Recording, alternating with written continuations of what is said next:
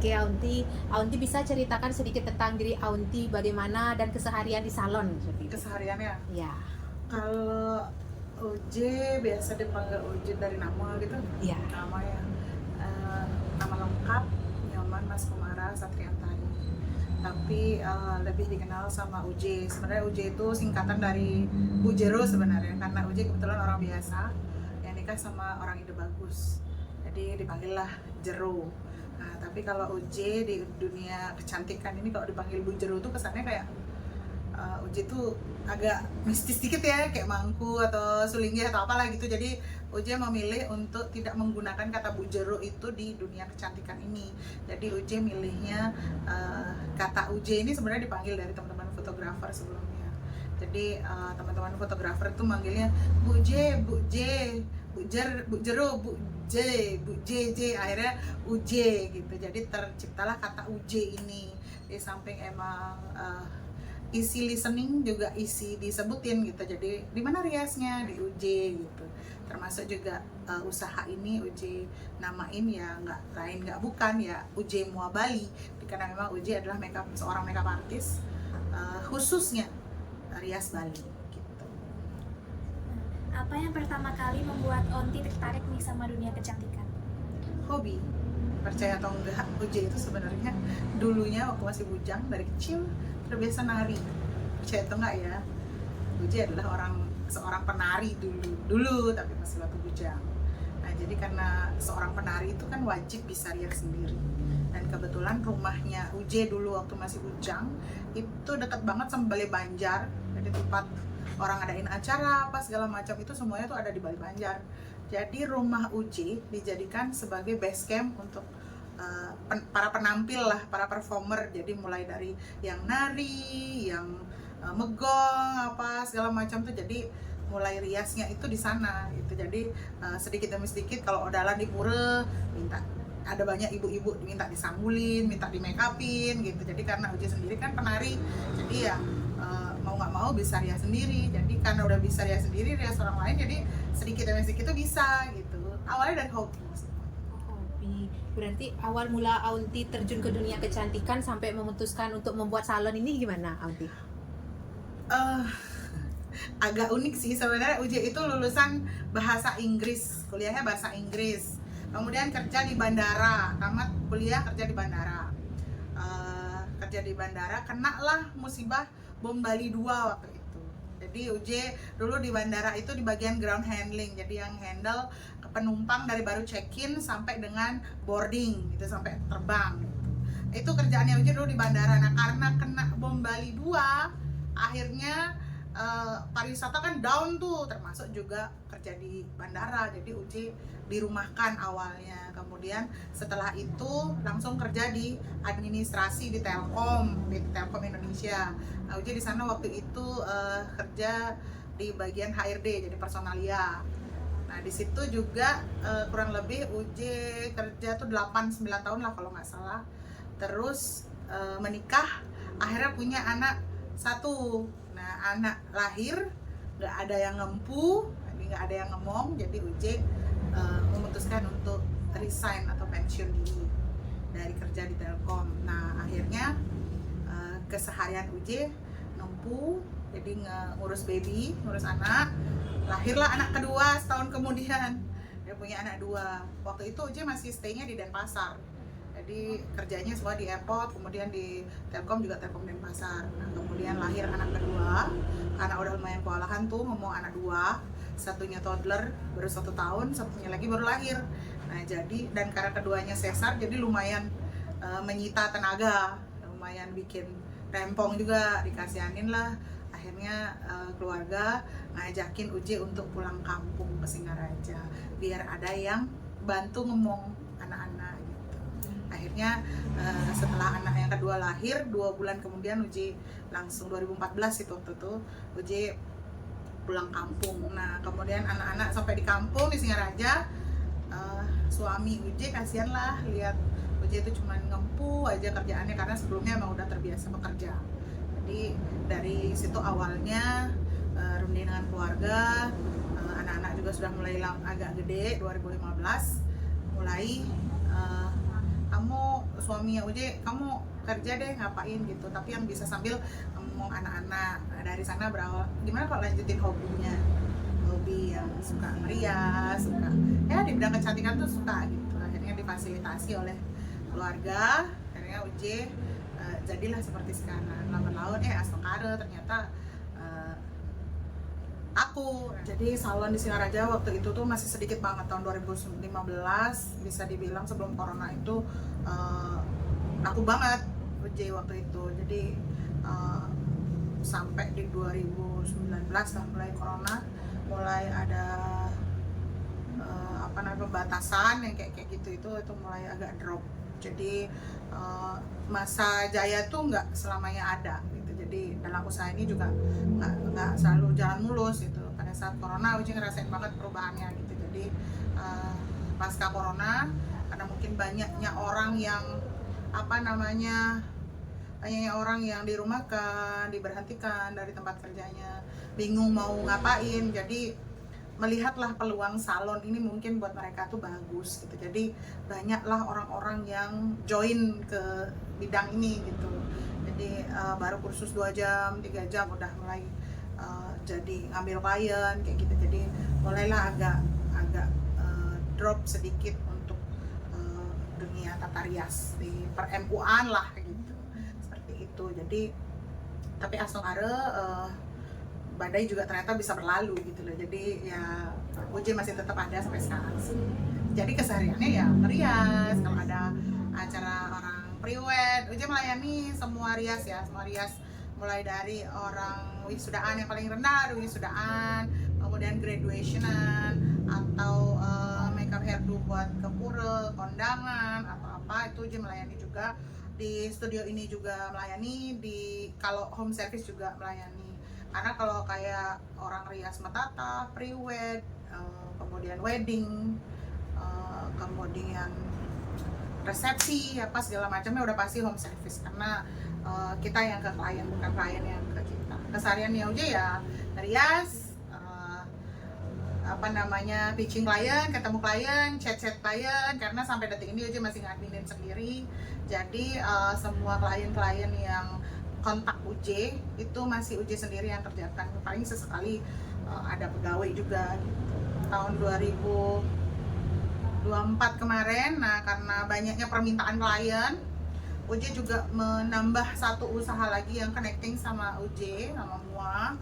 Jadi itu ada nails. Jadi Uje buka Uje Nails gitu. Jadi tahun 2024 kemarin Uje buka Uje Nails. Jadi kalau ada klien yang mau rias di Uje, mau itu rias apapun ya, mau nambah cantiknya, kan sekarang happening banget tuh teman-teman, atau semua orang-orang tuh cewek-cewek, nggak cuma makeup doang yang bikin cantik, tapi juga kuku segala macam.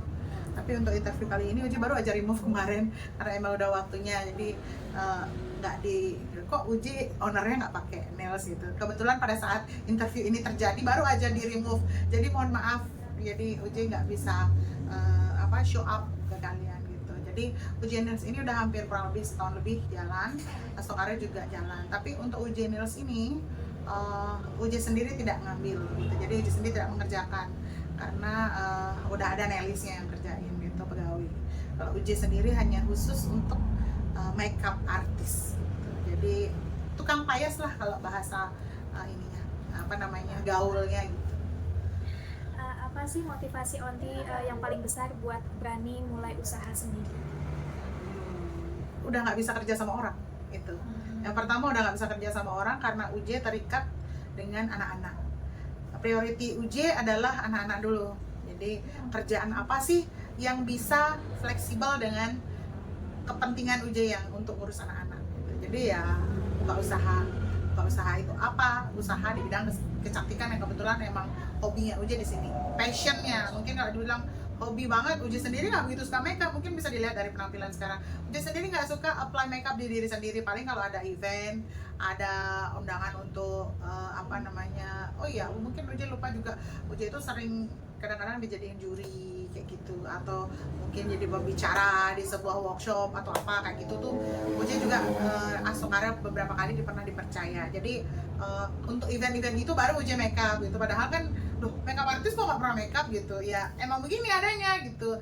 Cuman Uji suka banget makeupin orang gitu. Untuk makeup sendiri karena kebetulan kulitnya Uji agak agak berminyak, agak oily biasanya, dan gerah karena big size juga Uji, dia agak suka gerah kalau emang makeupan kayak gitu. Jadi apalagi kalau ngerias itu kita nggak tahu lokasi di mana kayak gitu kan, kadang bagus kadang enggak, kadang kondusif suasananya, kadang panas banget.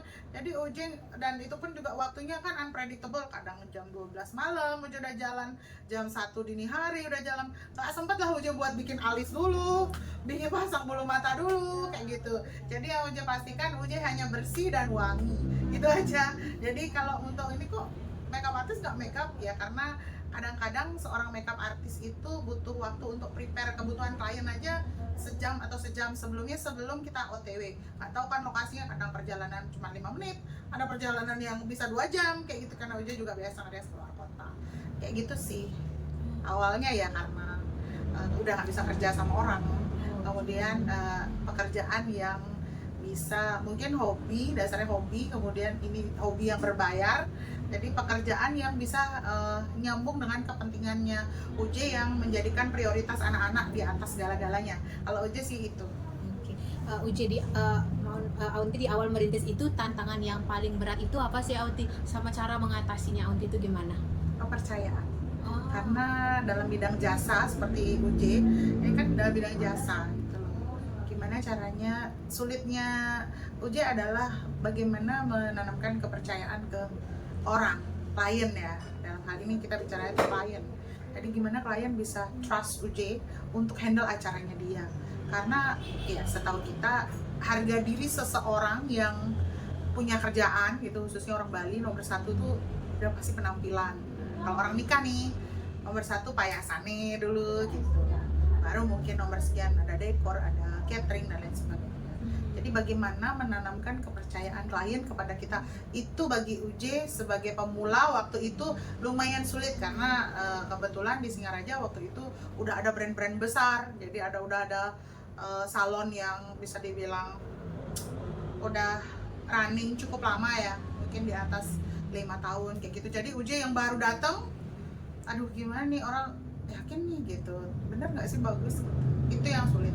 Tapi Asokara karena memang learning by doing, di samping Uji emang kursus ya, kursus makeup, jadi Uji penuhin isi kepala sama membiasakan tangan. Jadi udah pasti itu Uji kursus, kemudian latihan, terus latihan Uji, kemudian bikin portofolio, kayak ibaratnya sekarang tuh bikin sampel lah, sampel riasannya Uji kayak apa kayak gitu. Jadi mulai itu, kemudian mulai collecting kostum Bali yang up to date saat itu kayak gitu. Jadi Astokara 1, 2, 3, 4, 5 mulai klien berdatangan. Dari klien-klien ini juga Uji bisa promote bahwa waktu ini lo rias di Uji bagus lo kayak gini. Mulai Astokara sampai sekarang sih setiap dewasa ayu, setiap hari baik, orang nikahan, orang mentata, orang wisudaan, jarang banget kosong. Astokara. Onti pernah nggak sih merasa menyerah akan hal-hal yang Onti sebutkan tadi? Pernah banget, pasti semua orang pasti pernah ngalamin, pasti banget. Karena itu dia, usaha itu tidak selamanya jaya. Usaha dalam kita berbisnis itu tidak selamanya baik-baik saja. Semuanya itu ada alurnya, sama seperti roller coaster, kadang di atas, kadang kita di bawah. Selama roller itu bergerak, jadi ada posisi kita di atas, ada juga posisi kita sangat di bawah gitu loh. Pada saat mungkin aja ngerasainnya itu ketika waktu corona ya, waktu corona itu ngerasain banget, karena memang keadaan ekonomi masyarakat sekarang itu kan tidak seperti sebelum corona. Ada pada saat corona kendalanya orang nikah hanya boleh dihadiri oleh 25 orang saja. Kemudian tidak boleh ada acara resepsi yang meriah pakai sound system, itu kan tidak boleh. Jadi pada saat itu ya kalau bisa dibilang aduh sedih-sedihnya lah, di orang yang biasanya nikah payas agung tidak mungkin, karena buat apa gitu spend banyak uang untuk payas agung, karena jujur payas agung tuh mahal ya. Jadi ngapain, karena yang melihat hanya 25 orang aja, karena itu ada pembatasan. kemudian resepsi nggak ada, jadi udah otomatis kita nggak dapat job rias resepsi gitu loh. Jadi yang ada hanya dia makeup, hairdo sederhana, yang penting selesai upacara gitu. Bahkan ada yang membatalkan, maksudnya tidak jadi nikah di masa itu, menunda, kemudian menunda lagi, akhirnya juga bisa batal. Itu pada saat masa corona atau masa jatuhnya kalau bisa dibilang. UJ merelakan waktu itu asistennya UJ ada 3 orang, jadi UJ harus merelakan mereka untuk tidak jadi UJ rumahkan mereka gitu loh. Artinya tidak bekerja setiap hari, tapi bekerja ketika ada orderan. Jadi ketika ada orderan makeup baru UJ panggil, jadi jatuhnya freelance. Jadi ya dengan kata lain UJ pecat lah pegawainya gitu, 3 orang. Itu sebenarnya hal yang menyedihkan gitu, karena mereka udah lama bergantung sama UJ, hidup sama UJ. Jadi pada saat itulah merasa sedihnya di sana juga. Oh, jadi saya merasa kalau ibarat ini kapal udah mulai karam gitu. Jadi bisa dibilang tenggelam enggak, tapi karam, karena yang biasanya anggaplah omset mungkin di atas 10 juta, kemudian karena corona dengan pilihan-pilihan klien yang hanya dia sederhana karena semua pembatasan, akhirnya ya omset pun jauh menurun. Jadi otomatis salah satu kendala kalau kita menjalankan bisnis itu kalau nggak naikin omset ya harus turunkan cost gitu, harus turunkan pengeluaran. Nah, pengeluaran yang terbesar salah satunya adalah biaya pegawai gitu. Jadi mau tidak mau UJ akhirnya hanya menjadikan pegawai-pegawai UJ itu freelance gitu. Ketika ada ngerias baru dipanggil, kita bayar sejam 2 jam untuk pekerjaan. Seperti itu. Dari semua perjalanan Auti itu yang paling berkesan sampai sekarang Auti nggak pernah lupain itu yang mana Auti? Paling berkesan sekali.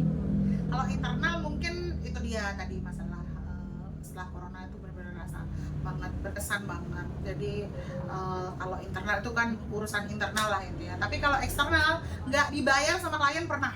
Wah, pas Nggak apa tuh? dibayar sama klien pernah, jangan salah. Kok bisa Jangan itu? dikira kalau MUA itu sekarang enak, ngerias 2 jam 3 jam udah dapat bayaran gede. Jangan dilihat itunya. Yang berkesan adalah ketika dulu kita belum kita belum dapat trust dari orang, jadi kita berusaha mengakomodir apa keinginan mereka. Kak, nanti aku bayarnya di akhir aja ya. Oh oke. Kak, aku tanpa DP apa segala macam, yang penting dipercaya dulu gitu. Karena kita menanamkan kepercayaan dulu nih ke klien gitu. Tapi pada akhirnya nah itu dia 1-2 klien ada yang nggak bayar. Sampai sekarang UJ masih ingat, nggak lupa.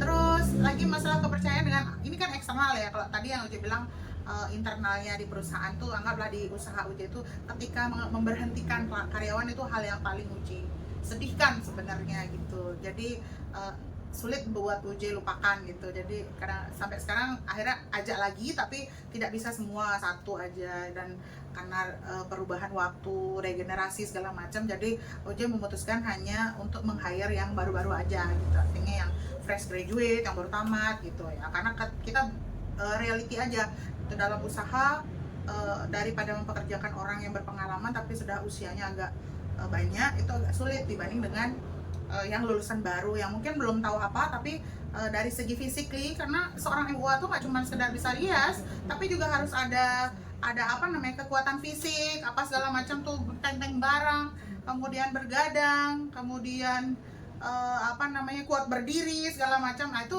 banyak, jadi UJ memilih untuk meng-hire yang muda-muda gitu, jadi lebih fit. Nah itu internalnya mungkin yang agak sulit kendalanya. Yang eksternalnya itu tadi orang yang klien pernah yang nggak bayar itu ada.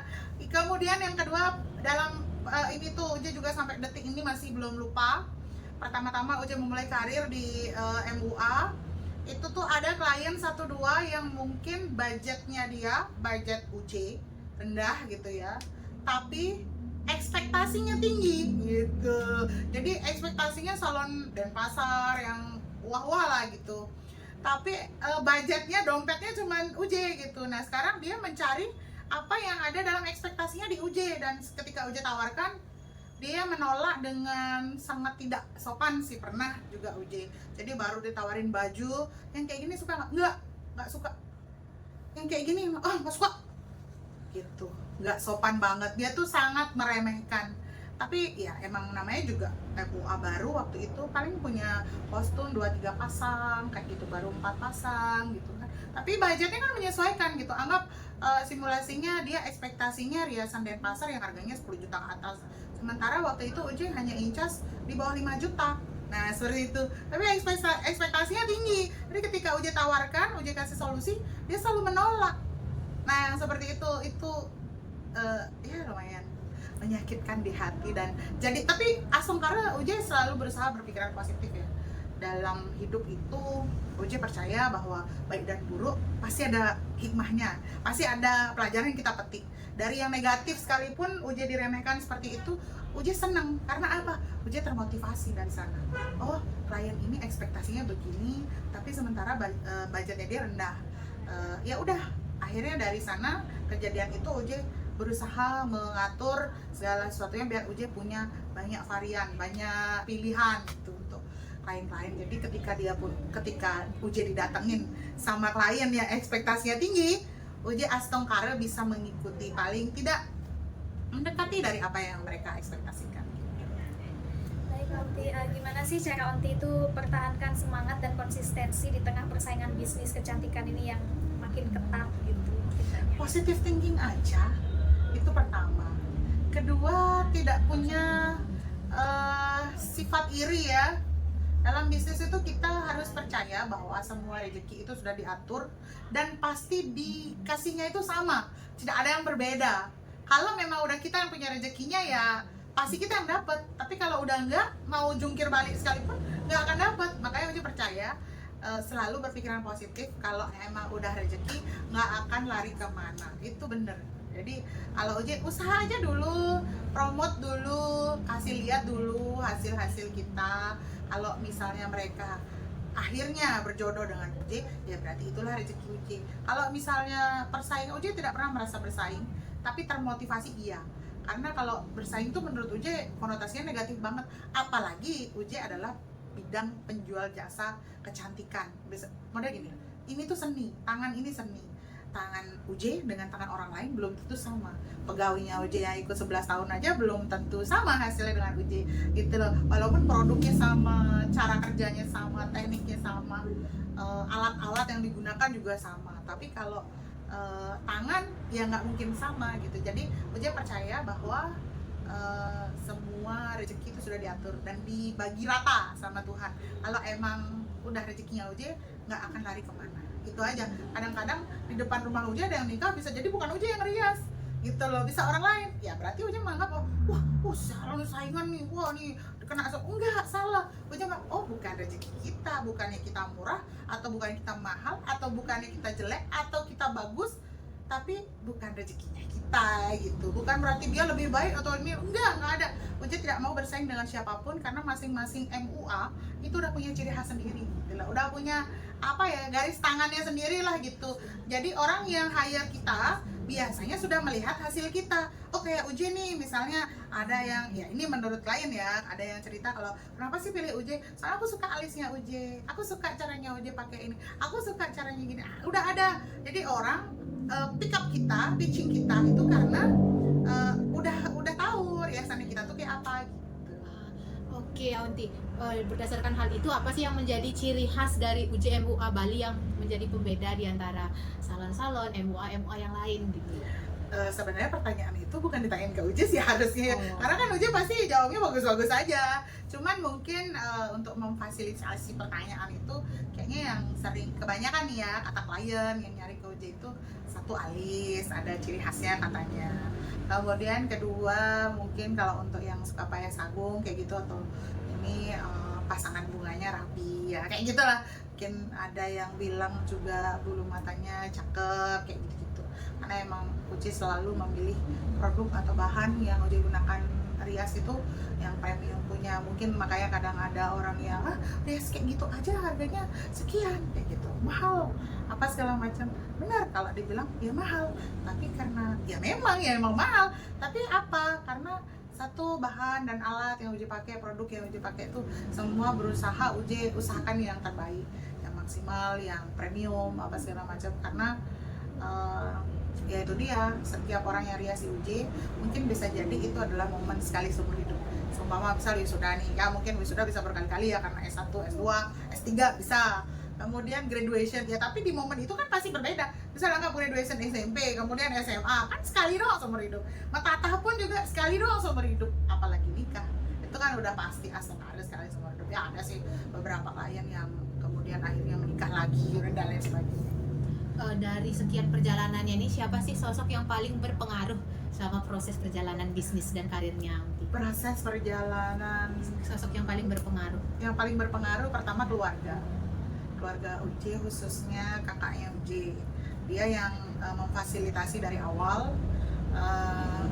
Kamu loh ini, ayo jalanin hobi biar nggak ini gitu. Jadi dia yang sounding, fasilitasin, ayo kursus apa segala macam, semangatin, modalin juga gitu. Yang pertama keluarga udah pasti. Yang kedua suami itu sangat mensupport. Jadi support sistem UJ yang paling besar. Semangat tidak hanya dari segi pikiran, kata-kata, materi, juga batin ya. Jadi kayak modelnya tanpa berkata pun, dengan beliau mengizinkan atau merestui, Astongkari semua berjalan baik. Dua orang penting itu sih, keluarga, khususnya kakaknya UJ, kakak kandung UJ yang pertama, kemudian suami. Itu orang penting banget. Kalau anak-anak udah gede ini udah semakin paham, jadi mereka juga supportnya hal sederhana sih. Kadang baru datang dari Rias cuma sekedar ditanyain, ibu capek ya, sini kita peluk, kita cium, ibu semangat ya, kayak gitu-gitu tuh udah support system banget sih. Karena menjalankan pekerjaan sebagai MUA itu tidak semudah orang lihat, tidak semudah orang tengok gitu ya. Iya gampang nih, korek-korek bedeken beman sekian juta, sedangkan prosesnya itu panjang sekali. Kalau boleh dibilang, sekarang ini tahun ke-11 Uji di bidang ini, tahun ke-11. Kalau orang SD baru kelas 5, jadi ya masih banyak pelajaran, masih banyak ujian sebelum nanti akhirnya naik kelas lagi gitu. Jadi masih on proses. Oke Aunty, apa sih harapan dan rencana ke depan yang ingin Aunty capai melalui usaha salon ini, dan juga pesan-pesan ya untuk para perintis MUA di bidang kecantikan ini? Usaha ya usaha aja pokoknya, tetap belajar, tetap up to date, karena dunia kecantikan itu cepat banget berubahnya, cepet banget. Ada trend centernya, apalagi kita di kota kecil ini, Singaraja ini biasanya klien-klien itu orientasinya tuh ke Denpasar, ke kota-kota besar gitu ya. Nanti yang OJ ingin capai ke depannya itu mungkin bisa memfasilitasi dream-dreamnya klien gitu. Jadi mimpi-mimpinya klien mau looknya kayak apa, make up-nya seperti apa, kayak gitulah mungkin yang OJ akan fasilitasi ke depannya gitu. Harapannya ya UJ MUA Bali ini tetap ada, tetap eksis, tetap bisa kasih pelayanan jasa MUA yang berlanjut gitu seterusnya gitu, tanpa ada maksudnya kendala apapun gitu. Kalau masalah untuk anak-anak muda sekarang yang mau merintis di usia di usaha ini, UJ pesennya sih, karena emang dulu mungkin memulainya sudah ibaratnya cuma di lautan kecil gitu ya. Kalau sekarang mungkin kalian jika ingin memulai usaha di bidang MUA ini saat ini, yang ibaratnya udah bilang udah samudra luas, jadi harus banyak-banyak belajar, banyak-banyak berlatih, karena yang namanya jasa keterampilan itu memang harus berlatih. Jadi UJ pun kadang kalau nggak dewasa ayu, UJ selalu berlatih gitu. Sampai detik ini walaupun UJ udah di tahun ke-11, rasanya udah ribuan orang yang UJ udah rias. Mungkin kalau orang udah nggak perlu lagi latihan, salah. Justru keterampilan itu harus terus dilatih. Ini ibaratnya tangan tuh mesti dilemesin terus. Jadi kalau misalnya UJ ada 2-3 hari tidak ada jadwal rias, pasti UJ latihan ngapain kayak gitu, make upin, ada anak-anak gitu berlatih. Intinya tetap berlatih, banyak usaha, banyak berlatih, banyak berdoa. gitu. Sama itu dia kalau saat ini tuh lebih ke mungkin pengelolaan sosial media ya, karena kita terbantu banget sama sosial media. Kalau UJ sendiri, UJ juga rajin berlatih personal branding, berlatih gimana cara mengelola sosial media. Pokoknya intinya kalau kamu mau berusaha merintis dari awal itu, kelolalah sosial mediamu dulu. Jadi kalau kamu udah punya sosial media yang rapih, yang oke, biasanya kamu lebih mudah untuk ini. Jadi karena memang kita jualannya yang paling utama itu adalah dari sosial media kayak gitu. Yang pertama sosial media, yang kedua adalah testimoni klien, itu ngaruh banget. Jadi kalau kamu udah mulai ambil klien, berusahalah menanamkan selain hasil makeup, berusahalah menanamkan kenyamanan di luar daripada hasil makeup itu, supaya ada bonding lah sama klien. Jadi nanti klien itu yang akan membuat mensounding hasil kamu ke orang-orang sekitarnya. Itu tuh worth it banget menurut Uci. Jadi ya itu udah oke sih kalau mau mengawali. Oke Aunty, terima kasih ya atas cerita perjalanannya Iya. pada hari ini. Astungkare usahanya semakin eksis dan maju. Astungkare. Oke. Astungkare. Sampai jumpa Aunty. Bye. Oke Onti, apa sih harapan dan rencana ke depan yang ingin Onti capai melalui usaha salon ini, dan juga pesan-pesan ya untuk para perintis MUA di bidang kecantikan ini? Usaha ya usaha aja pokoknya, tetap belajar, tetap up to date, karena dunia kecantikan itu cepat banget berubahnya, cepet banget. Ada trend centernya, apalagi kita di kota kecil ini, Singaraja ini biasanya klien-klien itu orientasinya tuh ke Denpasar, ke kota-kota besar gitu ya. Nanti yang UJ ingin capai ke depannya itu mungkin bisa memfasilitasi dream-dreamnya klien gitu. Jadi mimpi-mimpinya klien mau looknya kayak apa, make-upannya seperti apa, kayak gitulah mungkin yang UJ akan fasilitasi ke depannya gitu. Harapannya ya UJ MUA Bali ini tetap ada, tetap eksis, tetap bisa kasih pelayanan jasa MUA yang berlanjut gitu seterusnya gitu, tanpa ada maksudnya kendala apapun gitu. Kalau masalah untuk anak-anak muda sekarang yang mau merintis di usia di usaha ini, UJ pesennya sih, karena emang dulu mungkin memulainya sudah ibaratnya cuma di lautan kecil gitu ya. Kalau sekarang mungkin kalian jika ingin memulai usaha di bidang MUA ini saat ini, yang ibaratnya udah bilang udah samudra luas, jadi harus banyak-banyak belajar, banyak-banyak berlatih, karena yang namanya jasa keterampilan itu memang harus berlatih. Jadi UJ pun kadang kalau nggak dewasa ayu, UJ selalu berlatih gitu. Sampai detik ini walaupun UJ udah di tahun ke-11, rasanya udah ribuan orang yang UJ udah rias. Mungkin kalau orang udah nggak perlu lagi latihan, salah. Justru keterampilan itu harus terus dilatih. Tapi ibaratnya tangan tuh mesti dilemesin terus. Jadi kalau misalnya UJ ada 2-3 hari tidak ada jadwal rias, pasti UJ latihan ngapain kayak gitu, make upin, ada anak gitu, berlatih. Intinya tetap berlatih, banyak usaha, banyak berlatih, banyak berdoa gitu. Sama itu dia kalau saat ini tuh lebih ke mungkin pengelolaan sosial media ya, karena kita terbantu banget sama sosial media. Kalau UJ sendiri, UJ juga rajin berlatih personal branding, berlatih gimana cara mengelola sosial media. Pokoknya intinya kalau kamu mau berusaha merintis dari awal itu, kelolalah sosial mediamu dulu. Jadi kalau kamu udah punya sosial media yang rapih, yang oke, biasanya kamu lebih mudah untuk ini. Jadi karena memang kita jualannya yang paling utama itu adalah dari sosial media kayak gitu. Yang pertama sosial media, yang kedua adalah testimoni klien, itu ngaruh banget. Jadi kalau kamu udah mulai ambil klien, berusahalah menanamkan selain hasil makeup, berusahalah menanamkan kenyamanan di luar daripada hasil makeup itu, supaya ada bonding lah sama klien.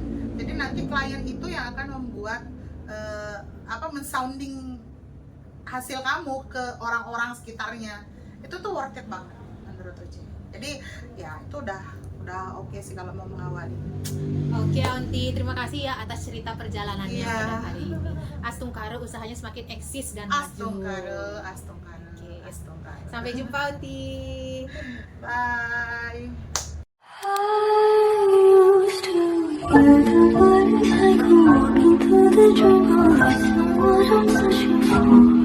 未来却还在等待开后。